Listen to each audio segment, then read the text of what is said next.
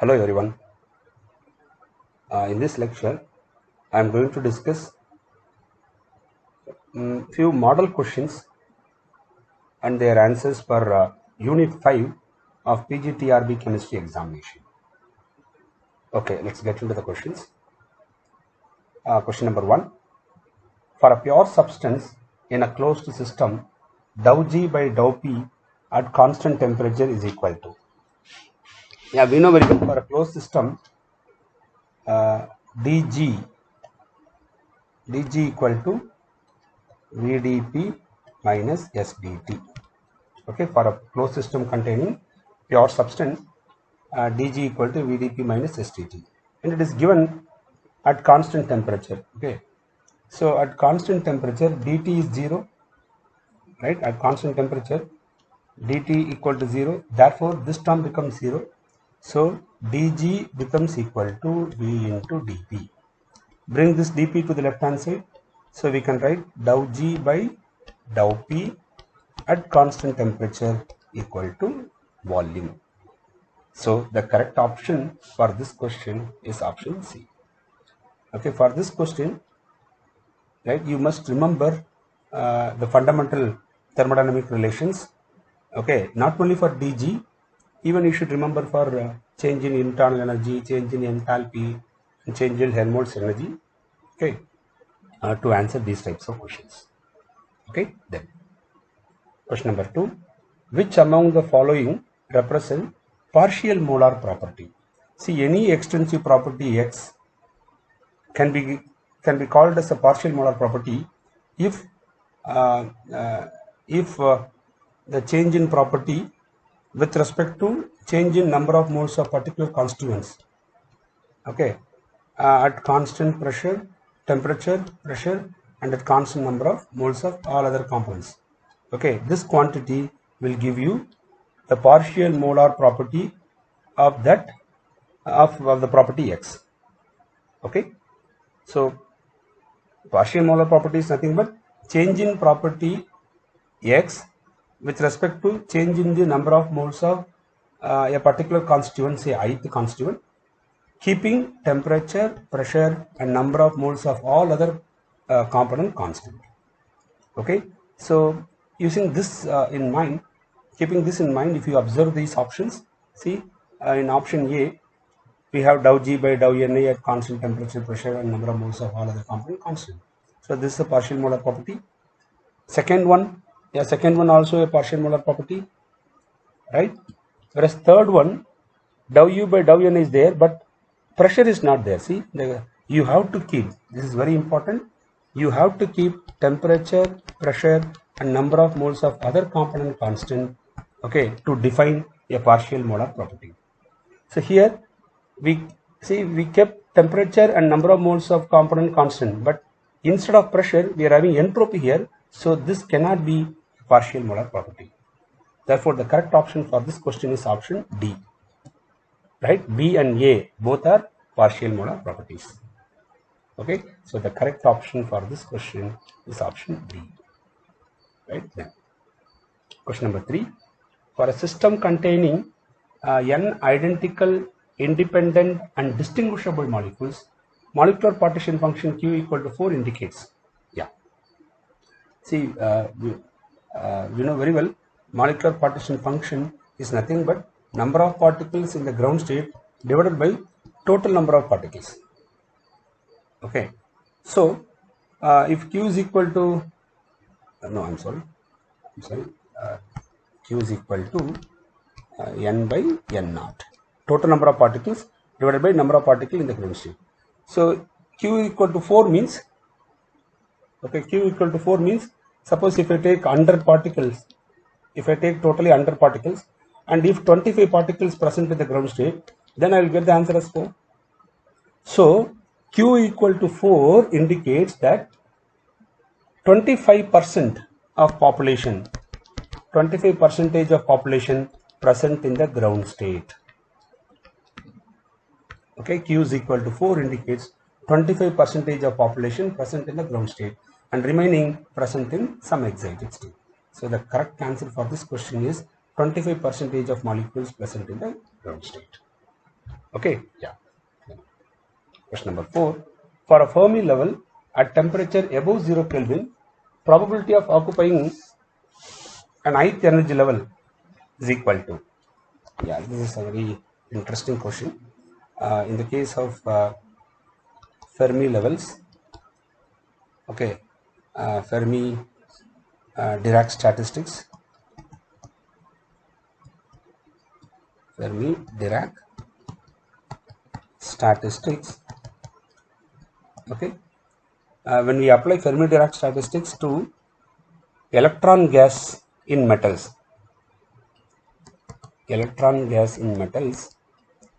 okay, we might have seen this plot, that if you plot probability of occupying an ith level versus energy of the ith level, okay, you know very well at 0 Kelvin, right, probability of occupying the ground level, that is E0, E1, right, is actually equal to 1, because ground level, first exit level, right, these are all fully filled. Okay, that means probability is 1, right? Probability will be equal to 1, right, up to certain level. Then at a particular level, say the Fermi level, EF, at Fermi level or above Fermi level, okay, the probability becomes 0. Above Fermi level, the probability becomes 0. Okay, so this is the case for a system at 0 Kelvin.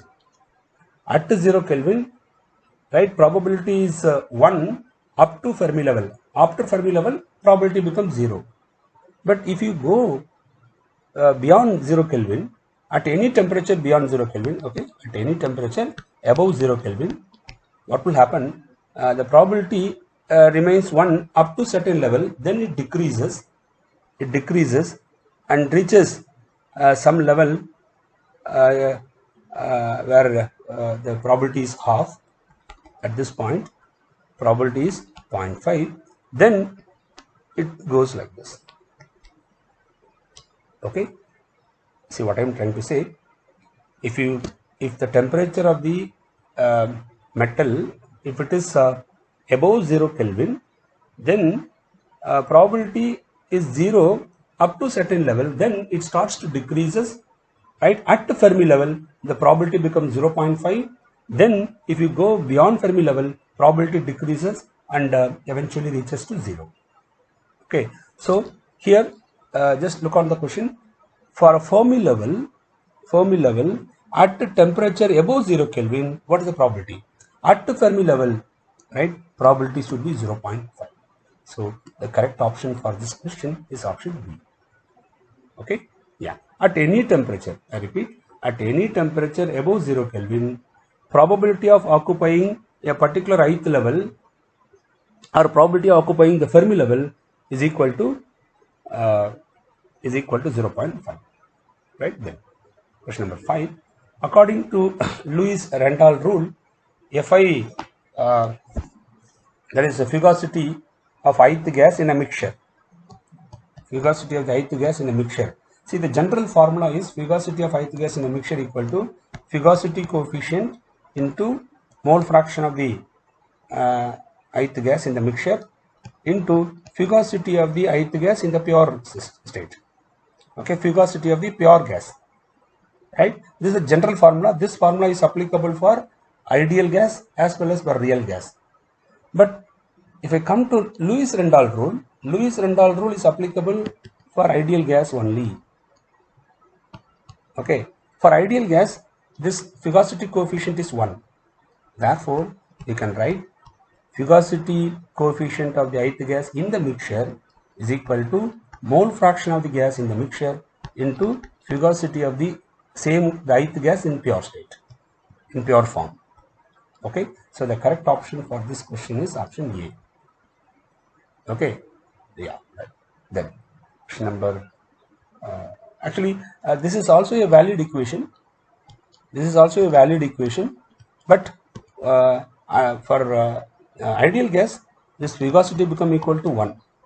Okay, so keeping that, in mind, I am saying that this is the correct answer. Okay. Question number 6. Some identical independent fermions of a system has the following distribution at a particular instant. Find the total thermodynamic probability of the system for the given distribution. Okay, so here two-level system is given. In level 1 we have 3 degenerate states. In level 2 we have 2 degenerate states. So what we have to do? We have to find the number of ways of arranging the two particles in 3 states, okay, in the ground level, and number of ways of arranging the two particles in the first excited level. Okay, and total thermodynamic probability is nothing but the product of these two. Okay, the question is find the total thermodynamic probability. Okay, so now how to find W1? Yes, it's very simple. Since the particle given is fermion, we all know that in the case of fermion, one particle should be placed in one state, right? You cannot place more than one particle in a state. Okay, therefore in the ground level we have 3 states. We have 3 states and we have only 2 particles. So I can place the 2 particles like this, and fermions are indistinguishable, we know. Okay, so you can place the 2 particles like this, or you can place the 2 particles this way, or you can place the 2 particles this way, right? So there are 3 ways possible to place 2 particles in 3 states. Okay, remember, fermions are indistinguishable particles. Okay, right? Therefore only 3 ways are possible for the ground level. Then what about for the next level? For the next level we have 2 particle 2 states. We have 2 particle 2 states. So this is the only way possible, only one way. So W2 is 1. Okay, and what is total thermodynamic probability? Total thermodynamic probability is the product of W1 and W2. So if you multiply these two, you will get the answer as 3. So total thermodynamic probability for this system is 3. So the correct option for this question is option A. Then see question number 7. Identify the incorrect option among the following. Yeah, as I told you before, see option A for fermion particles are given. As I told you before, for fermions, listen, you can place, suppose if you have say 5 states, you can place at the maximum only 5 particles here, because in each state you can place only 1 particle. Therefore what does it indicate? It indicates that number of particles in an ith level, okay, should be either equal to or less than the degeneracy of that level. Okay, it can be less than the degeneracy of that level, or it can be equal to the degeneracy of the level. Okay, yeah. So the first option is a correct option, but the question is identify the incorrect option. Okay, then so this is a correct option. Then what about B? For fermions, Ni by Gi equal to 1 by e power alpha plus beta Ei plus 1. Yes, this is the correct expression for Fermi-Dirac statistics. Okay, yes, this is also correct statement. What about bosons? For bosons, yes, for bosons there is no restriction. It means, suppose if you have say 5 states, right, you can even place 100 particles in state 1. You can place 50 particles in state 2. So there is no restriction at all. That means in the case of bosons, number of particles in the ith level, okay, may be less than Gi. Okay, it may be less than Gi, it may be equal to Gi, it may be even greater than Gi. All these 3 conditions are valid for bosons. But here I have given only one condition. Okay, so this is wrong, right? It can even be greater than Gi. Okay, so the incorrect option is option C. What about option D? For bosons, Ni by Gi equal to 1 over e power alpha plus beta Ei minus 1. Yes, it's the correct expression. Okay, so the correct option for this question is option C. Okay, yeah. Question number 8. For a pure gas, fugacity is, yeah, we know very well, fugacity fugacity or limit pressure approach is 0, fugacity by pressure will approach equal to 1. What does it indicate? If pressure approach is 0, F by P will approach 1, right? So for a ideal gas, we know very well, for ideal gas, fugacity is nothing but equal to pressure. But for real gas, fugacity is not equal to pressure. But when pressure approaches low value, when pressure approaches 0, then fugacity will approach the value of pressure for a real gas. Okay. Now see the options. In option A, fugacity equal to pressure for real gas is given. Okay. For real gas, fugacity never be equal to pressure. For ideal gas, fugacity should be equal to pressure, but it is given not equal. So this is also wrong option. What about option C? In option C, it is approximately equal to pressure for both ideal and real gas. As pressure approaches 0, actually speaking, for ideal gas, it is equal to pressure. For real gas, it is approximately equal to pressure. Okay, so I can take this option as the right option for this question. But actually speaking, for ideal gas, fugacity equal to pressure. Okay, then option D, always greater than pressure. Yeah, fugacity may be greater than pressure or may be less than pressure. It depends upon whether attractive interaction exists between molecules or repulsive interaction exists between molecules. Therefore, option D is a wrong option here. So the correct option for this question is option C. Okay. See the next question. Number of peaks obtained for copper sulfate pentahydrate in DTG analysis, differential thermogravimetric analysis. Okay, we all know that the thermogravimetric TGA of copper sulfate pentahydrate is a complex plot actually, right? TGA is a complex one. This thermogram is a complex one, so it is very difficult to analyze thermogram of copper sulfate pentahydrate.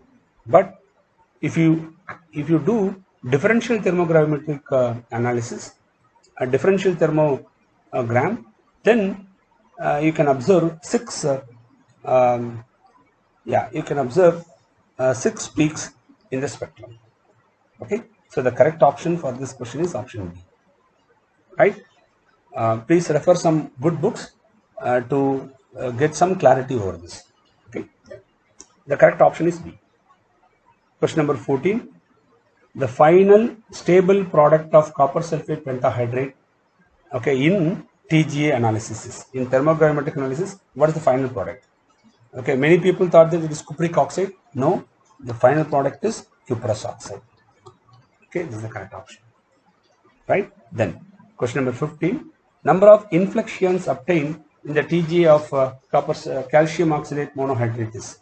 Okay, what is TGA? Listen, what is inflections? Yeah, see, you know very well in TGA you get graphs like this. Okay, this is called plateau.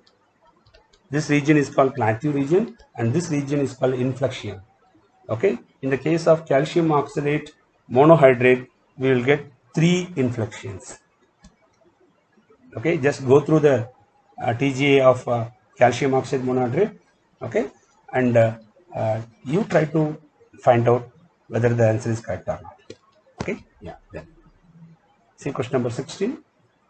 Number of endothermic signals obtained in the DTA curve of calcium oxalate monohydrate in CO2 atmosphere. Yeah, in CO2 atmosphere, the carbon monoxide formed does not undergo decomposition. Therefore, in calcium oxalate monohydrate, in DTA analysis, all the peaks will be obtained as endothermic signals. So the correct option for question 16 is option B. Whereas if you burn it in air, or if you perform the experiment in air, okay, the second step, that is the production of carbon monoxide, right, that get oxidized by oxygen present in air, so that you will get an exothermic peak. Okay, but in CO2 atmosphere, there is no oxygen available, so combustion is not possible there. So all the three peaks are endothermic peak, okay, in DTA analysis. Then see question number 17. Capillary action is observed in which of the following? Yes, a very direct question. Paper chromatography. In paper chromatography, the solvent molecules starts to move over the paper through capillary action.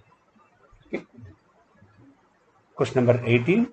The binder used in the preparation of TLC is, yeah, we use calcium sulfate as binder. Okay. Then these are all some direct questions. Then which among the following is more expensive? Yeah, it's very clear that HPLC among the four HPLC is because where we have to use the pumping system, right, and different solvents, gradient systems and all we have to use. So HPLC is somewhat costly compared to these three, the other three chromatography techniques. Then father of gas chromatography, yes, Archer John Porter Martin, okay, is considered as the father of gas chromatography. Tesvet is father of chromatography technique in general. For gas chromatography, okay, Archer John Porter Martin was considered as father of gas chromatography. Then see question number 21. What is the rank of simple hexagonal unit cell? Okay, rank is nothing but number of atoms per unit cell. Okay, so if you take a simple hexagonal unit cell, I'll draw like this. I'll take a simple hexagonal unit cell.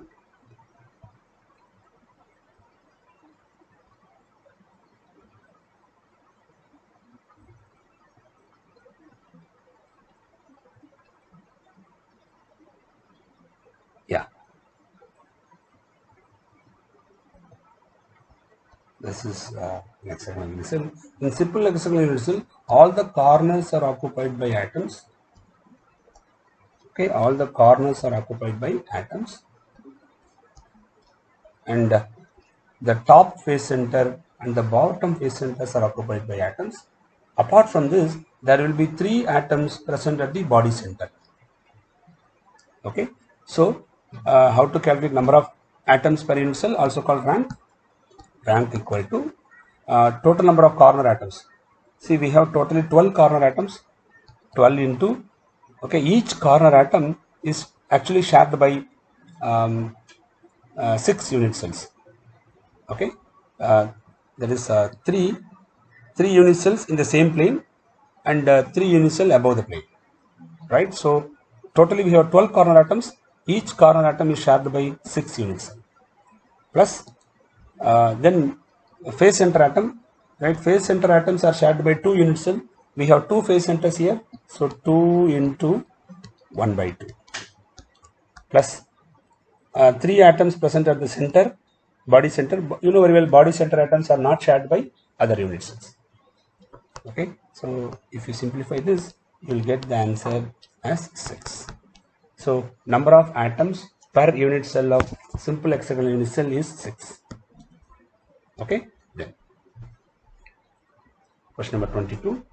Possible number of unit cells in orthorhombic crystals is, we all know that in 7 crystal system, that is CTO, MTRH, C means cubic crystals, tetragonal crystals, tetragonal, orthorhombic, monoclinic, triclinic, rhombohedral, and last one hexagonal. So here, if you assume only simple cubic unit cells are primitive unit cells, right? If you assume that all crystals have only primitive unit cell, then only 7 crystals are possible. But it was found that apart from primitive unit cell, non-primitive unit cells also exist in crystals. Okay, what are the non-primitive cells? Maybe body center unit cell, face center unit cell, okay, end center unit cell, etc. So if you include those, then okay, including non-primitive unit cells,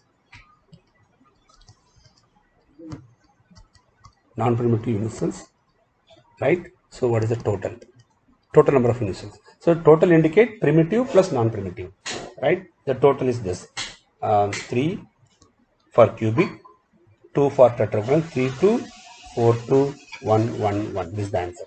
3, 2, 4, 2, 1, 1, 1. Right? So there are 3 unit cells possible for cubic crystals. That is simple cubic, body centered cubic, simple cubic, body centered cubic, face centered cubic. And there are only 2 unit cells possible for tetragonal, simple tetragonal and body centered tetragonal.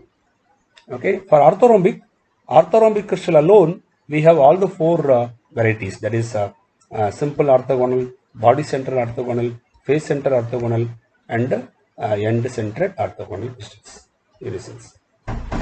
Okay, so try to remember all these things. Okay, and only orthorhombic crystal has all the 4 different types of unit cells. So the correct option for this question is option C. Okay, then question number 23. For a cubic crystal, edge length is given root of 48 angstrom units. Find the interplanar distance for the plane 2, 2, 2. Yeah, it is given directly that the crystal is cubic crystal. So for cubic crystals,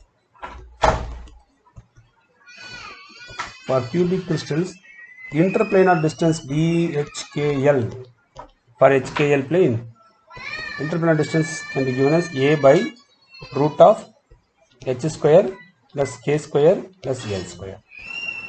Okay, and the edge length value is given root of 48 angstrom units divided by root of HKL value.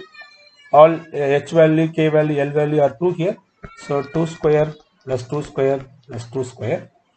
So this is root of 48 divided by 2 square is 4. So 4 plus 4 plus 4 is root 12. And you can write this one as 2 root 12. Okay. Yeah.